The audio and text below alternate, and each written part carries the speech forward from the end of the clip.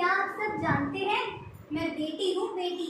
हाँ हाँ, वही बेटी जिसे आप सब अपनी भाषा में माँ, पत्नी, बहन और कई नामों से जानते हैं।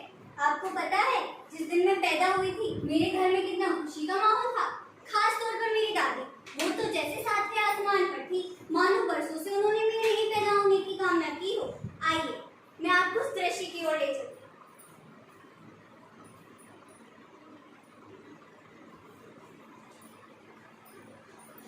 अरे दुन्नू, तुम देख लीजियो, अपनों तो नाती हुई है, नाती। हाँ, और का ऐसो नाती पूरे कुटुंब में काऊ को ना हुई है, देख लीजियो। अरे दुन्नू, बड़ी देर हो गई, होगा नाती का मोड़ी है। तेरी मर जाए जाको, नाश हो जाए जाको, राम राम राम। पूरे समाज में हम वो दिखाए लायक नहीं बचे। अरे का शांत हो जाओ दीदी, का शांत हो जाओ। जाने कौन सी मूर्ति में अपने मोड़ा को ब्याह जो कोई नाश नहीं से करा हो तो रुको, अब यहाँ जाके जाके ठगरी बांधे। मिल गाओ तो ऐसे दे दो जो कोई नाश नहीं को देना। लेकिन माँ जी, इसमें मेरी क्या गलती? बच्चे तो भगवान की देन होते हैं। अरे बच्चा अगर भगवान की देन होते हैं तो एक मोड़ा ना मांग से रखती और मार डाल जाए, खा ले जाए। राम राम राम। तो देखा आप सभी ने, कितना खुशी का माहौल था घर में। चलिए, ऐसे ही मैंने अपनी 12वीं तक की पढ़ाई की और बड़े अच्छे अंकों से उत्तीर्ण की। अब क्या, अब कॉलेज जाना चाहती थी, पढ़ना चाहती थी, तो पिताजी के पास चली गई। पिताजी क्या कहते, वो तो मुझसे इतना प्रेम करते हैं, पढ़ाई के नाम पे तो वो मेरा हमेशा से साथ देते हैं। आइए मैं आपको दिखाती हूँ, जब मैंने उनसे कॉलेज जाने के बारे में कहा तो उन्होंने क्या कहा।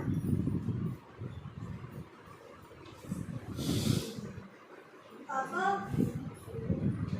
पापा मेरी 12वीं पूरी हो गई है और मैंने बड़े अच्छे अंकों से पास किया। हाँ तो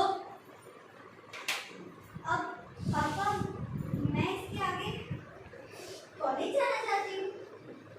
क्या कॉलेज जाना चाहती हूँ? 12वीं तक पढ़ के तुम्हारा दिमाग खराब हो गया है? नहीं, पैदा होके हमें समाज में मुंह दिखाने लायक नहीं रखा और तो और 12वीं तक पढ़ के हमारी नाक कटवा दी। अब नौकरी करना चाहती हो, पढ़ाई करना चाहती हो।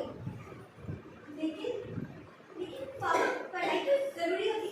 जरूरी रसोई में जाओ और अपनी माँ के साथ मिलकर चूल्हा चौका सीखो। हमारे तो किसी काम ना आ सकी, कम से कम अपने ससुराल वालों के कुछ काम हो। लेकिन पापा, बस तो देखिए कितनी अच्छी हुई मेरी कॉलेज की पढ़ाई। चलिए अब उस दिन के बारे में बात करते हैं जिस दिन का इंतजार हर लड़की को होता है। हाँ, उसकी शादी वाला दिन। मेरी भी बड़ी उम्मीदें थी और पूरी भी हुई जब पहली बार मैंने अपनी सास की बातें सुनी जो उन्होंने मेरे पिताजी से कही।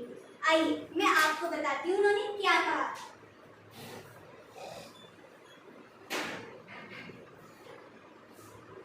अरे तुम शांत रहो। देख लो भाई साहब, हमारा राज चलत आवारा नहीं है, इंजीनियर है, इंजीनियर। और आपकी मोड़ी एक तो 12वीं तक पढ़ के बने ना, आप तो जेई कटा दे और देखते हुए कुछ खास ना है। देख लो भाई साहब, हमारे मोड़ा के नाम रोज ही ना 5 से 10 रिश्ता आते हैं, अबे भी 2 रिश्ता पीछे है। लेकिन हमारे मोड़ा के नाम अबे भी 2 रिश्ता पीछे हैंगे। देख लो भाई साहब, 10 लाख से कम नहीं हैंगे। हाँ से ऊपर हो जाए तो हमें कुछ दिक्कत नहीं है, लेकिन कम नहीं होंगे। देख लो भाई साहब। अरे आप सब अचंभित ना हो, ये तो सदियों से चला आ रहा है। बेटी पेट में हो उसे तभी मार दो और पैदा हो जाए तो तब मार दो, और फिर इन सब में नाकामयाब रहे तो जिंदगी भर उसे ताने दे देकर तो मारा ही जाता है।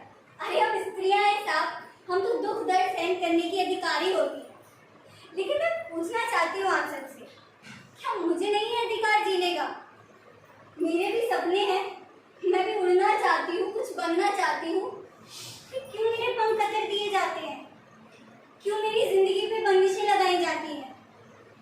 न जाने कितनी औरतें, कितनी स्त्रियां रोजीना अपने अंतरात्मा में घुट-घुट कर मारी जाती हैं। आखिर कौन सुनता है कि स्त्री की सिसकी? कौन सुनना चाहता है कि स्त्री की सिसकी? क्यों नहीं समझता ये समाज? मेरा आप सभी से हाथ जोड़कर निवेदन है कि कृपया करो हमारे साथ और भेदभाव ना करिए, वरना इस समाज में स्त्री सिर्फ एक